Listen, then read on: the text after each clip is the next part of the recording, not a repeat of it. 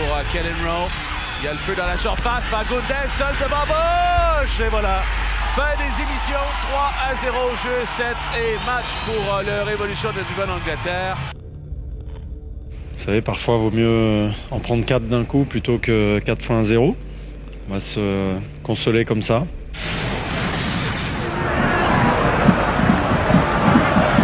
Et là, Simon, ça sera quelle frappe! Oh! Wow! Magnifique! Laurent Simon! 2-1. Quel geste! Wow! Le défenseur peut glisser pour Aurélien. A failli laisser passer. Oh! Et il y a un penalty! Carton rouge pour Victor Cabrera. Eh ben... Depuis le début de saison, chaque fois qu'elle doit aller d'un côté, que c'est un petit peu litigieux, elle va jamais de notre côté. Voilà. C'est tout ce que je vais dire sur l'arbitrage aujourd'hui. Même si on est à 10, on gagne 3-1 à la mi-temps, on fait une bonne première mi-temps. On est compact, on bosse ensemble. Et on a fait tout l'inverse en deuxième mi-temps, on a pris des buts bêtes, évitables.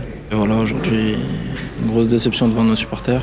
12 buts concédés en 3 matchs, je veux dire, c'est beaucoup trop. Je crois qu'on a fait preuve d'une naïveté aujourd'hui et parfois d'une faiblesse qui ne peut amener qu'à ce genre de sanctions. On est dans une période où le vent souffle de face. Voilà, à nous de tirer un bord et de comprendre, de prendre le vent différemment. I don't think that we have an identity within the team. I think the locker room is still figuring each other out. I think there's a lot of big guys that haven't, we know will play a big role in the future of the season and for the club, but they haven't, for injury purposes or whatever, they haven't been around as of yet. Français qui a réussi à reprendre. Attention, Raitala et Edwards dans la surface. Raitala à bout de pied, Medoulianin! Et voilà! Monsieur Stott qui marque la fin et son sifflet ne sera pas le seul qu'on entendra dans les prochaines minutes au stade de Saputo. Je crois que c'est une performance embarrassante, surtout pour les fans qui étaient là dans le stade puis pour les gens qui regardaient la télé. La confiance dans le football est un sentiment très important. Et pour avoir de la confiance, il faut bien travailler, mieux travailler sans doute. Il y a des joueurs, j'ai des joueurs dans l'effectif qui n'ont pas encore suffisamment, je dirais, la culture de l'entraînement. Donc il faut peut-être que je sois un petit peu plus derrière eux. Et Rémi Garde a mis une bombe atomique dans une certaine mesure. S'il est au début de son règne, s'il veut changer franchement et en profondeur les choses, et c'est ce qu'on a besoin à l'Impact de Montréal après 6 ans où ça vivote, on a besoin de quelqu'un qui va vraiment faire le ménage dans cette maison-là. Quand tu vois ça, que l'entraîneur a dit il n'y a pas de culture d'entraînement, c'est-à-dire qu'on ne sait pas comment s'entraîner, il arrive et il dit comment ça se fait qu'on n'a pas les bons standards d'entraînement. Ça fait combien de temps qu'il est là, Rémi Garde? À peine quelques mois, il a été engagé. À peine quelques mois. Il me semble que dès la première fois qu'il a sauté sur le terrain, qu'il aurait dû installer sa culture de l'entraînement.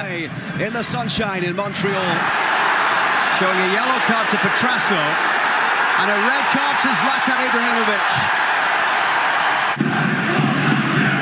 Are you trying to tell me that yesterday at 11v10, for 54 minutes, with Zlatan out, that the Montreal Impact aren't supposed to win that game? Really well done, and he can finish it as well. The starting lineups, he and his staff dropped the ball. The identity, or lack thereof, they dropped the ball. The in-game adjustments, non-existent. Knowing when to make the subs and who to make, dropped the ball. I can't believe I'm saying this, but I'm sick and tired of the Montreal Impact this year getting minor league coaching from a guy who they pay major money to. I cannot accept this anymore. I don't need to see Rémi Garde 15 more games for me to realize that he's not a great in-game coach. He's not. As a matter of fact, since they've been in the MLS, he's the most inferior one of them all. But for those who say, well, you can't fire him, why not? Why not? Why? This is the team I grew up cheering for. It's the team that I'm suffering. I'm suffering. Je souffre avec tous les gens qui aiment le club, avec les partisans, avec le président, avec les gens qui travaillent autour de moi. On souffre tous, personne n'est content de ça. Et je suis effectivement celui qui doit essayer de trouver l'étincelle. Honnêtement, je pense qu'on a sous-estimé la Ligue et écoute, peut-être je parle avec une certaine frustration, mais si quelqu'un me paye X montant un peu plus petit, je vais sauver sur mon salary cap. Est-ce qu'on est mieux de prendre, je sais pas, 3 joueurs de 2 millions au lieu d'un joueur de 6 millions?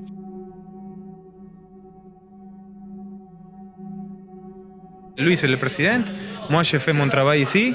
Moi, je fais tout ici pour Montréal. Après, c'est lui qui décide. Donc, pour moi, ça ne change rien. Moi, je voulais rester, mais si lui pense que moi, c'est le problème, moi, je vais aller à un autre club. Encore une fois, on est en réaction. Dans cette structure-là, et M. Saputo est en réaction. C'est qui le coupable? Maintenant, c'est Nacho Piatti. Avant, c'était les entraîneurs. Maintenant qu'on peut pas blâmer Rémi Garde parce qu'il est au début de son contrat, on va blâmer quelqu'un d'autre. Non! Comment ça se fait qu'une entreprise comme ça vire sur un 10 cents, a un plan de 5 ans, en a plus, a un joueur désigné, en a plus. On change de plan à 6 mois. Il faut pas entourer les joueurs désignés, il faut démultiplier les joueurs désignés, ou plutôt qu'en donner 6 millions, on donne 6 fois 6 millions. Mais il est où le plan? Il change aux 6 mois. L'Impact a besoin de calme dans sa... L'année passée, c'était un peu le bordel qui s'installait. Tu te rappelles l'histoire de Martino l'an dernier dans le vestiaire? Nick DeSantis, c'était bordélique. Là, on a besoin d'enlever la clé du vestiaire à Joey Saputo. On a besoin d'y enlever le micro. Là. Il va y avoir la journée des membres. Là. Il faut arrêter. Qu'il fasse un voyage à Bologne, parce qu'à chaque fois qu'il s'en va au micro, il n'est pas bon.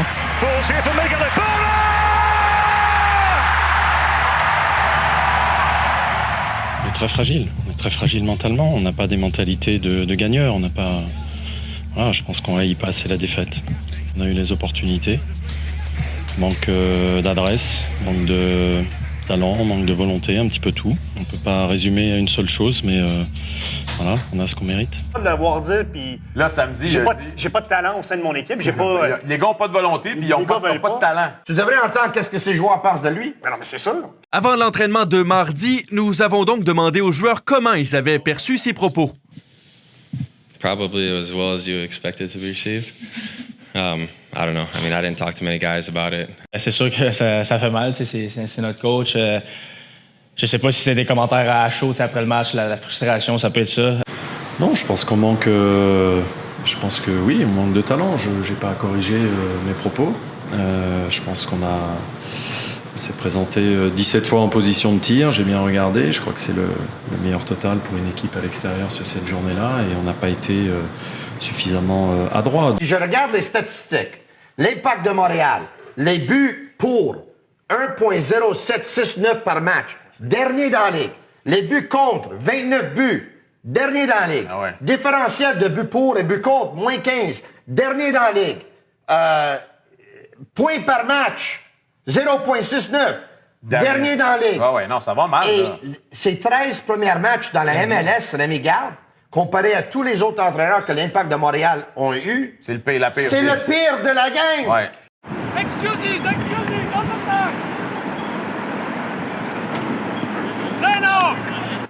Comme vous le constatez, le poids des défaites semble peser très lourd sur Rémi Garde et ses joueurs. Chris Duval a eu à monter le ton, tandis que Raheem Edwards a invité certains de ses coéquipiers à travailler plus fort.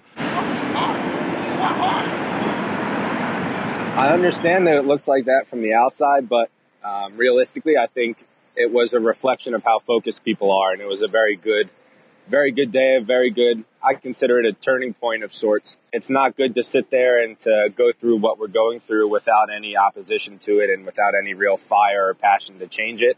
So for me, it was an awesome first day.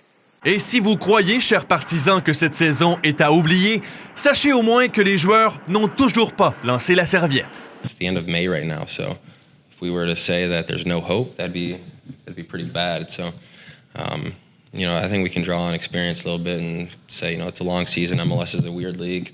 Crazy things happen.